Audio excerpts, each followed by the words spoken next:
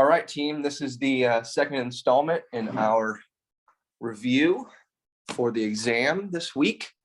And this is going to cover chapter 7. So I've selected a handful of problems from the back of the book that hopefully will just serve to refresh and help you. I will say that, I really don't have time to go over really complicated word problems. It would take, I would be able to cover a lot less ground if I'm going over all the word problems. And so what I try to do is show you the basics and how to use the calculator to really help you solve these problems more expeditiously. But at the end of the day, you do have to spend time learning how to translate some of those problems into the right form so you could use the mathematics, right? So that comes with practice as well as seeking help outside of lecture. So again, it's important to emphasize that the way it works in college is that very few people get by just on a lecture alone.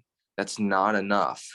The lecture is here to deliver information, but you still need to get tutoring, seek other help, work with your peers, form a study group, and practice. That's the only way to really learn this stuff.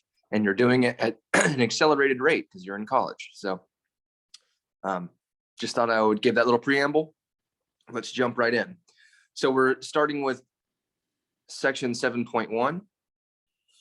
And this section has a lot of graphing in it, pie charts, histograms, not a lot of computation here. So I just thought I would pinpoint the one case where we have to do some sort of computation and show you how to shortcut this process. So number 19 in the back of the book says, find the 5-number summary, and it gives you a list of numbers.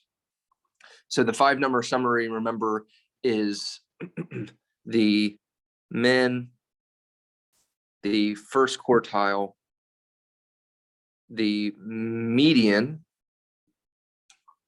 the third quartile, that's 4, and then the max, that's 5. So this is what we're trying to find. Now, the min and the max, we can usually just by inspection, assuming that the list of numbers are in order, we can see it right away. The min is 10, the max is 24, right? But the quartiles and the median, not so immediate. So let me show you how to do this using the calculator. Okay, I'm gonna find a place where I'm not in the glare. There we go. So I'm going to take this data and I'm going to put it in a list. So I'm going to hit the stat button here.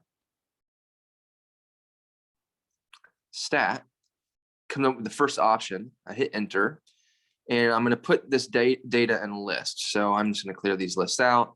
Remember, to clear a list, you highlight the list and hit the clear button. Do not hit delete, and then come back down and it should go away. Okay, so I'm going to put this data into that list.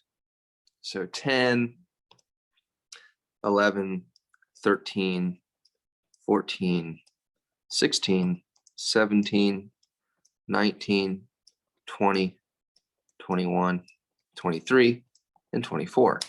So now all that data is stored in list 1. So I back out, and now I hit the stat button and I go over to calculate. And the very first option is one variable stats. So I'm going to choose one variable stats. It's going to come up here. You see this is blinking, so it's waiting for an input. So I'm going to hit second 1, and that will give it the first list where I put my data. Hit enter, and it spits out a bunch of stuff. Okay. Now, this is a long list of information. It gives us our mean and our standard deviation, etc. But if I scroll down, then it gives me at the very bottom my 5-number summary: min, first quartile, median, third quartile, and max.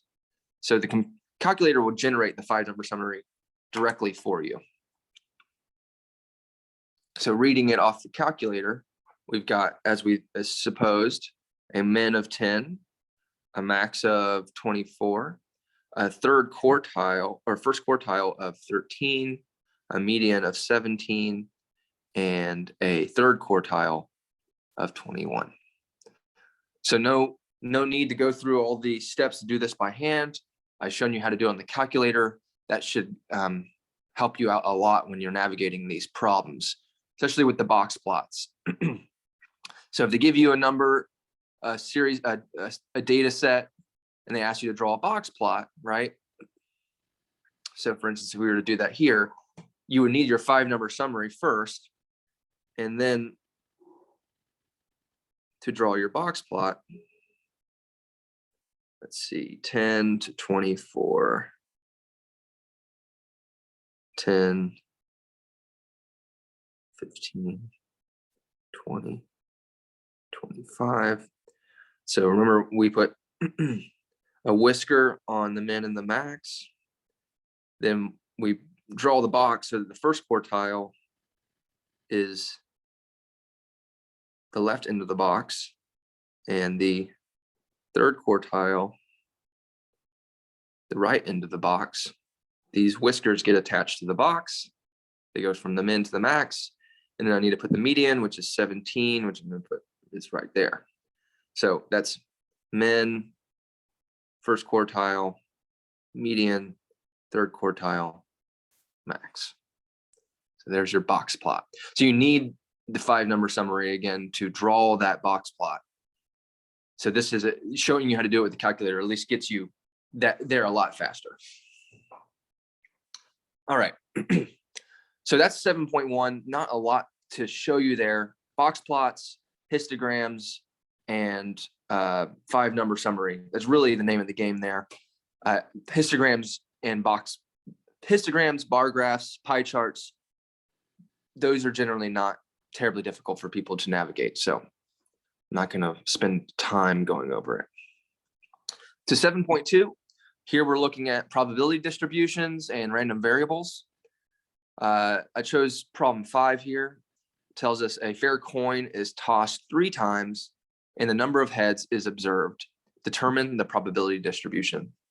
All right, so whenever they ask you for a probability distribution, you should think table.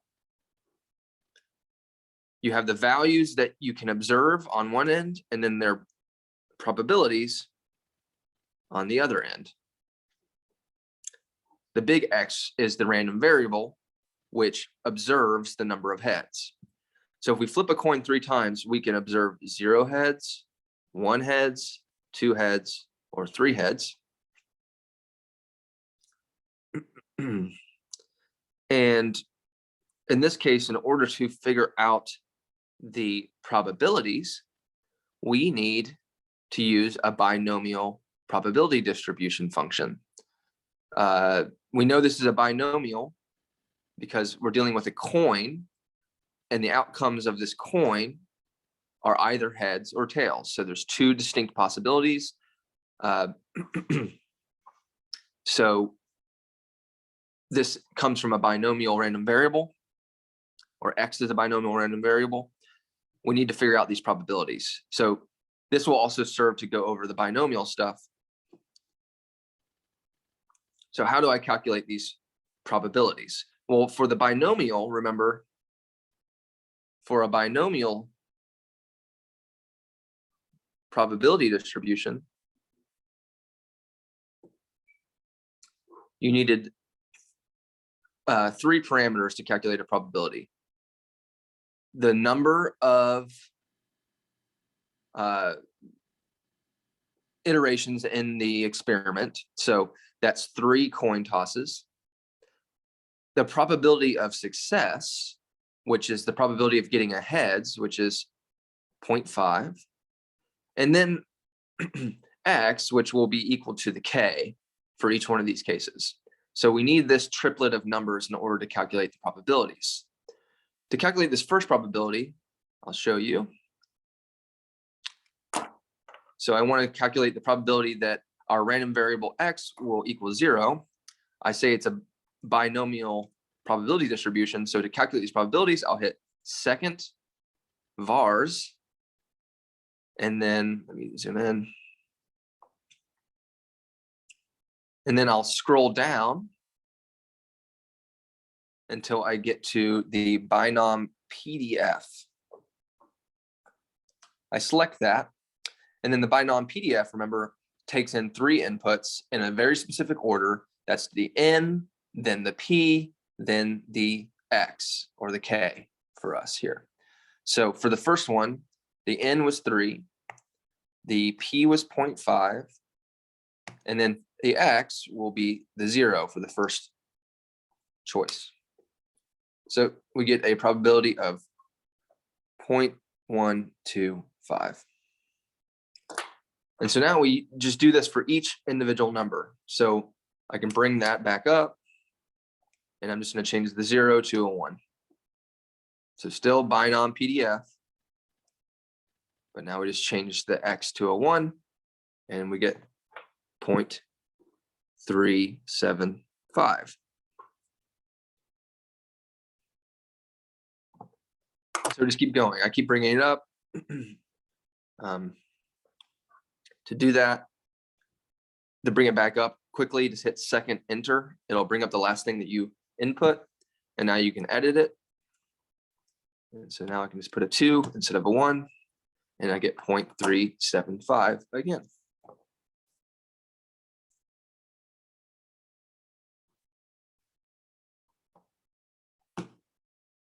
And then do the last one,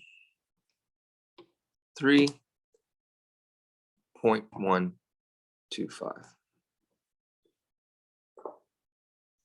All right, so we went over 2 things: writing out a probability distribution, as well as dealing with a binomial random variable. So now you have been rejogged on that. Okay. So still in section 7.2, this has got a lot of stuff in it, so I wanted to go over a couple things. Here in number 18, we are given a probability distribution and then asked to find the distribution for 2x squared. Okay. So this is actually pretty easy. So all you need to do is take the K column here, which is the X column, and just run this function over the values. The probabilities don't change. So 2x squared, if x is equal to 0, then this is equal to 0. If x is equal to 1, then 2x squared is equal to 2. If x is equal to 2, then 2x squared is equal to 8. If x is equal to 3, 2x squared is equal to 18. And if x is equal to 4, then 2x squared is equal to 32. Okay, so this right here, though it's written backwards, is the probability distribution for 2x squared. The only thing that changed were the values of x, but the probabilities are still the same. They don't change.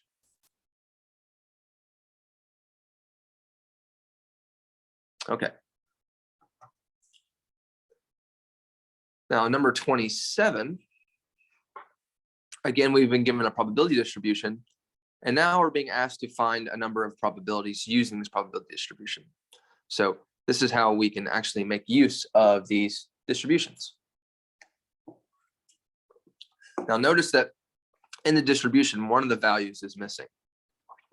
And the very first problem is find that missing value. What is the probability that our random variable u will equal 4? So how do we solve this? Well, we use the properties of probability distributions to help us solve this, which namely says that if we add up all of the probabilities, they must equal 1. So that will help us find this unknown probability.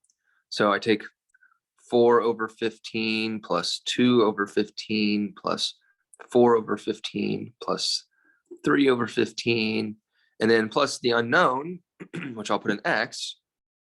And if I add all those up, it should equal 1. That's a property of probability distributions. So let's do the math. We can just, since they all have the same denominator, this is easy. 4 plus 2 is 6, plus 4 is 10, plus 3 is 13. So the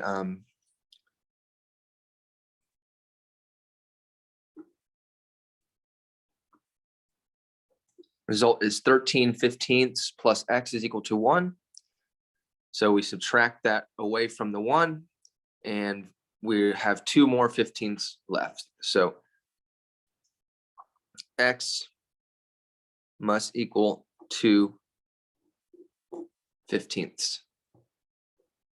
So that's what goes here. All right. Once we've found this missing probability, now we can compute various other probabilities. First one they want us to compute is the probability that u is greater than or equal to 2. So u is greater than or equal to 2 is the same as saying u is equal to 2 or 3 or 4. And so that will be equal to the probability of 2 plus the probability of 3 plus the probability of 4. And so we just read those values off here. That's 4/15 plus 3/15 plus 2/15.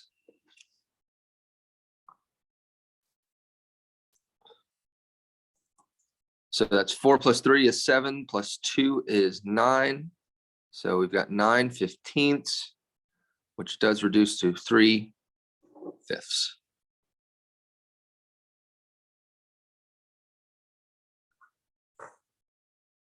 All right. Next, they want us to find the probability that u is at most 3. So if we translate that into math, u is at most means at less than or equal to 3. So just like before with this less than or equal to, that's the same as saying u is equal to 0 or 1 or 2 or 3. So all of those added up.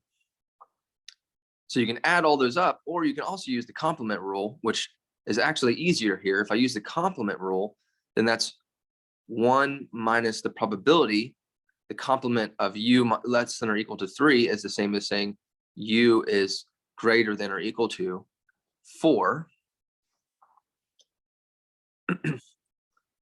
And so this is simple because the only way that u can be greater than or equal to 4 is u is equal to 4. That's the only option. So that just turns into p of 4.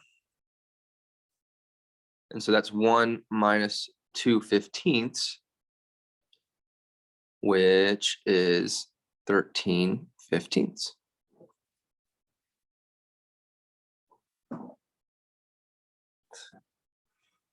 So not bad there. Okay, finally, it asks us to find the probability that u plus 2 is less than 4. So they want us to find the probability that u plus 2 is strictly less than 4. All right, so we can try to compute this by finding the distribution for u plus 2 and then applying the math in the same way that we've done in previous parts of this problem, or we can simplify this inequality by subtracting the 2 over on the inside. And so that's the same as u is less than 2. So we subtract that 2 over. U is less than 2 is equivalent to u is less than or equal to 1. Strictly less than 2 must mean that it's equal to 1 or 0. So 1 or 0 means p of 0 plus p of 1. So we add up the two values. That's 4/15 plus 2/15, which is 6/15, which is 2/5.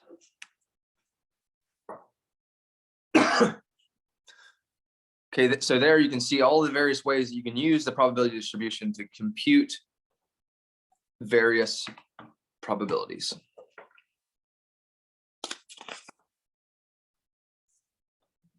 Okay, so now we're moving on to 7.3.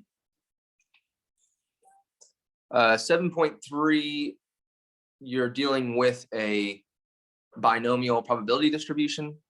I think that that's primarily what we look at in this section is the binomial. So we were able to use the binomial back in section 7.2 because we've already learned it, although it wouldn't have been appropriate to use it there, strictly speaking, but once you know it, you can't unknow it. But here's where we're talking about it more explicitly. So let's see what's up. We're conducting an experiment where we toss a coin 10 times, and we're interested in the probability that the number of heads is yada, yada, yada. Okay, so this is definitely a binomial since we're tossing a coin. Remember, for binomials, you need to identify n and p.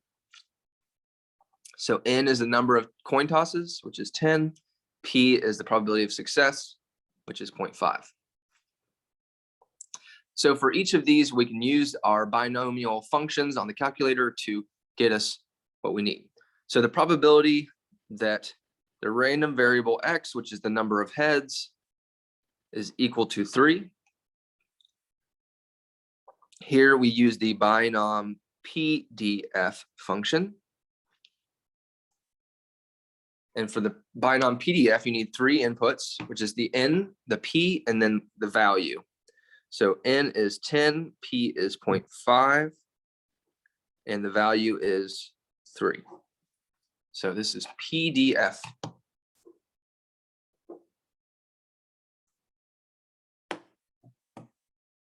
To get to it, remember you hit second, then vars, scroll down, find the binom PDF function, and then feed it the inputs, 10, comma, 0.5, comma, 3. It spits out a number, and that's your answer. So roughly 0.117. Okay. Next, number 15, they ask us for at most 2. So the probability of at most 2 is x is less than or equal to 2. When you have a less than or equal to, you can use the binom CDF function. And this has the same inputs. It's n, p, and then the upper bound, 2. So that's the CDF function. We get to it in the same way.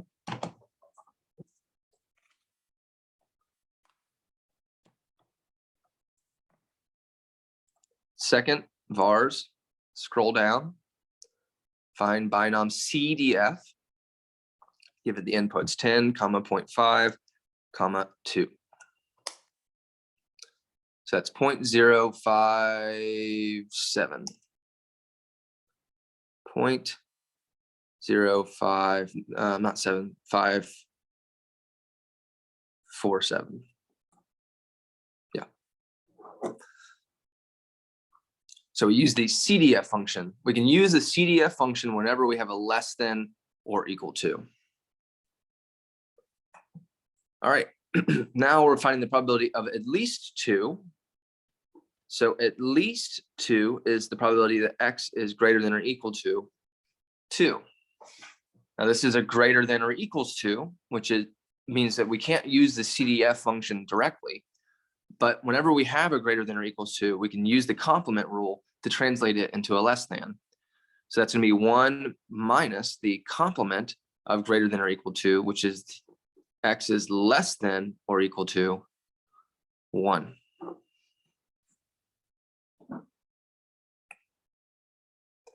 Once you have a less than, you can use your CDF function. So that's 1 minus binom CDF.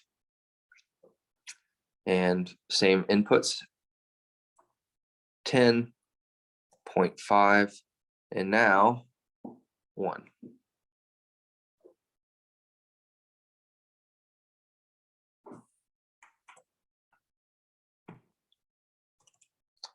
So 1 minus second vars binom CDF 10, 0.5, 1. So you gotta remember to subtract that thing from 1. You know, either you do it immediately or you do it after you use the binomial function. And performing that subtraction, we get 0.989.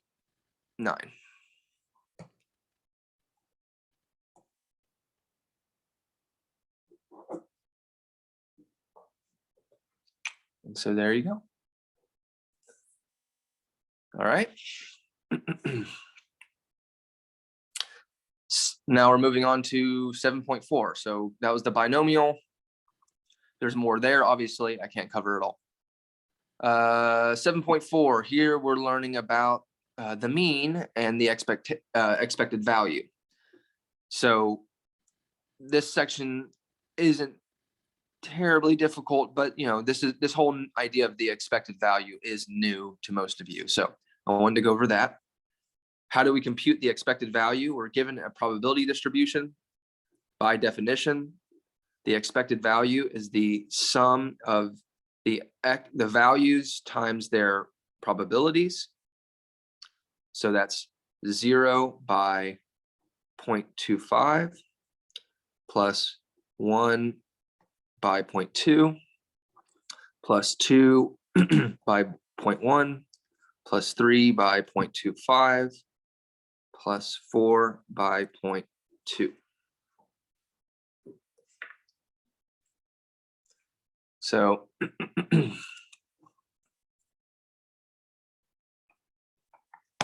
punch that in. 0 times 0.25 plus 1 times 0.2 plus 2 times 0.1 plus 3 times 0.25 plus 4 times 0.2. And we get 1.95.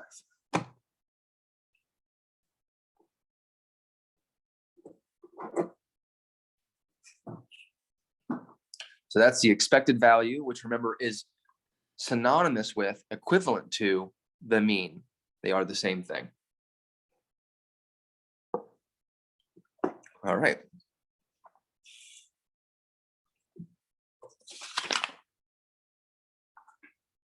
So more from the section on the mean, 7.4. So in number 16, we're told that in a game of American roulette, $1 is bet on a pair of numbers. The expected earnings is negative 1/19 of a dollar. How much is earned if the bettor wins? Okay, so I wanted to go over this because if these roulette problems come up, some of you aren't familiar with roulette. I certainly am not. And so you do need to know the basic idea, which is that there are 38 numbers in American roulette that you can bet on. So if I were to make a probability distribution here,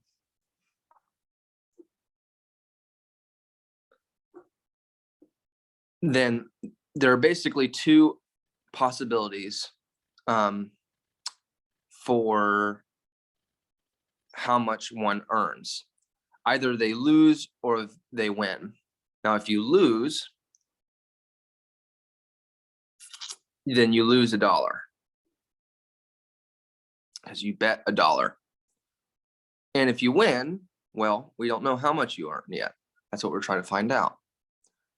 The probability of losing is if there are 38 numbers to choose from and you choose 2, then there are 36 left that are losing numbers. So the probability of losing is 36 out of 38. Therefore, the probability of winning is 2 out of 38, since 36 plus 2 is 38. So with this little probability distribution, we can set up an equation which says the expected value should be equal to minus 1 times 36 over 38 plus some unknown value x times 2 over 38. And we know that this expected value is equal to 1/19. So if we simplify this, then we have -1 times 36 over 38 is negative 36 over 38 plus 2 over 38x, and that should equal 1/19. So now we're just going to solve for x. Right, so we can add the 36 over 38 over,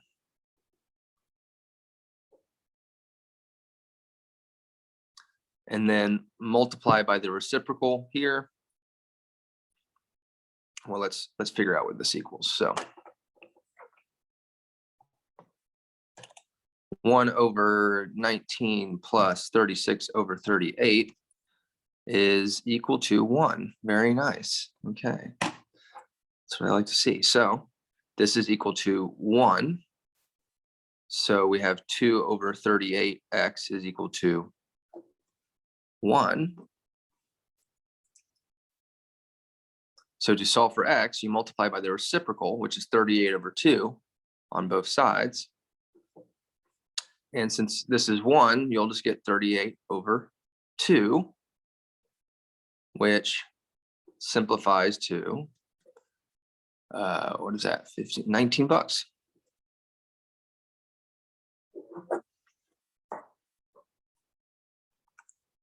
Yeah. So you can win $19 or lose -$1. All right.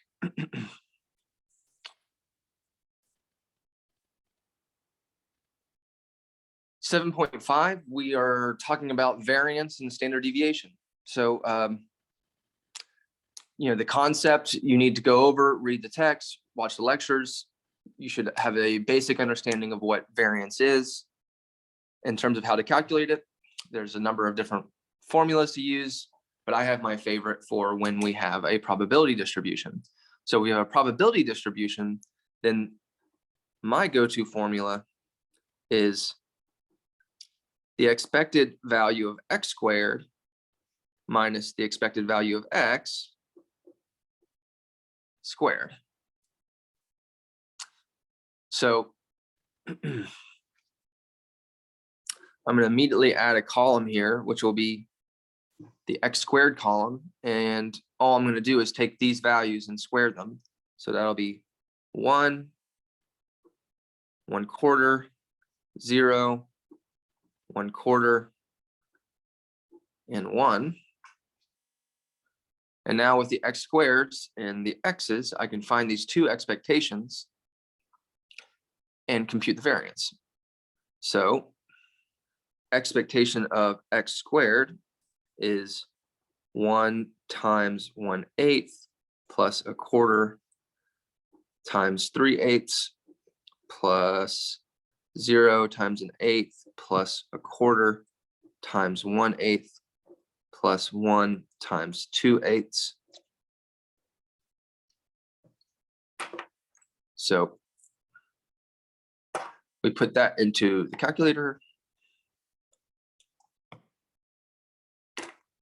1 times 1/8 plus 1/4 times 3/8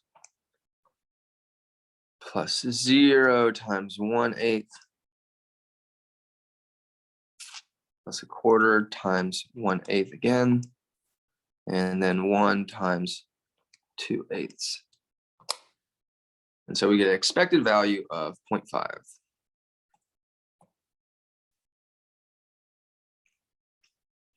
For x squared. Now we need to find the expected value of x. So we did that the same way, but we use these values now. So that's -1 times 1/8 plus -1/2 times 3/8 plus 0 times 1/8 plus 1/2 times 1/8 plus 1 times 2/8. All right. So again, we're going to have to punch that in. 1 times 1/8 plus -1/2 times 1. Oh wait, is that no 3/8?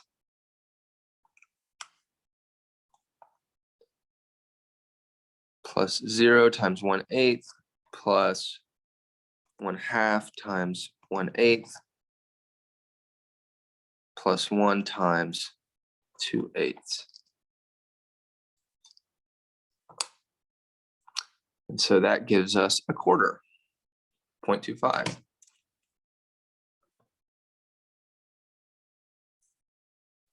Okay, so now all we have to do is use these two values in this formula to get our variance. So expected value of x squared is 0.5 minus the expected value of x squared.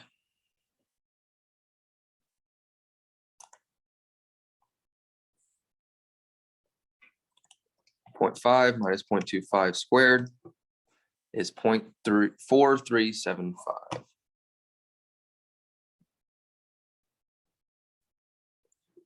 So that is our variance.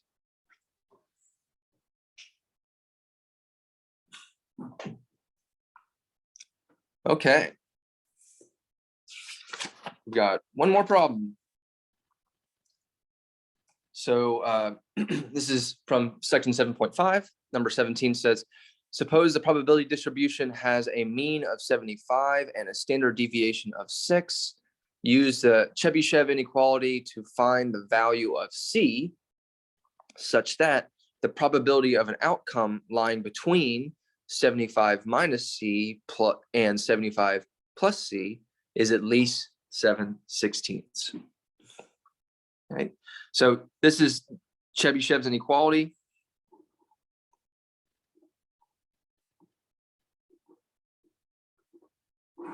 And what that says is that the probability that our random variable lies between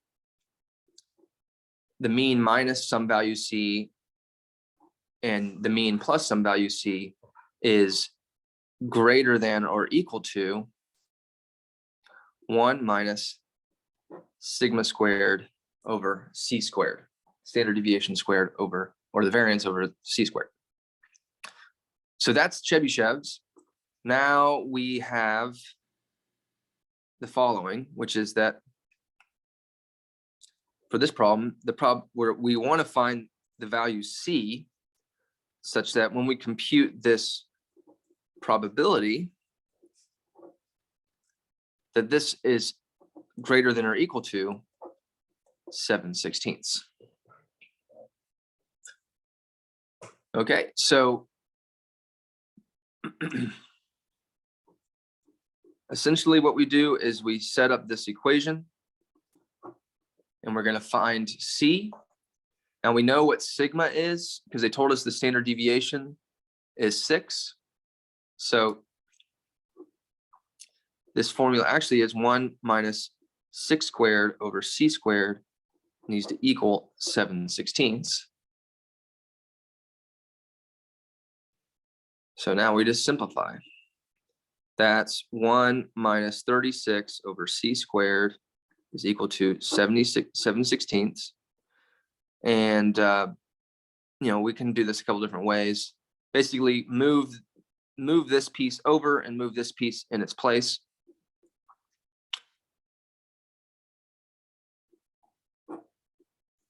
And that gives us this.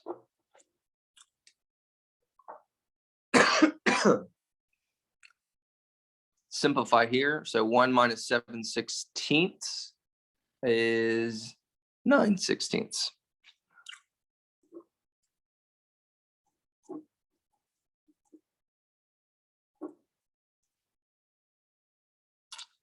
All right.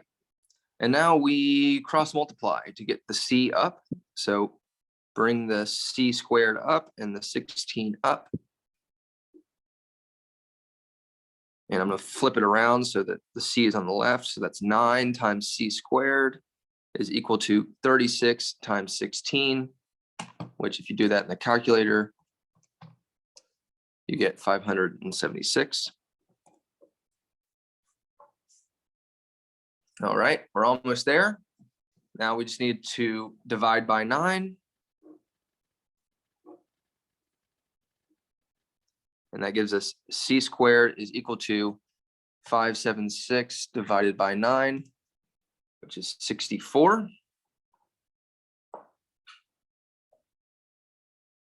Now to solve for c, we take the square root. So c is equal to the square root of 64, which is 8. So that's the Chebyshev inequality problem.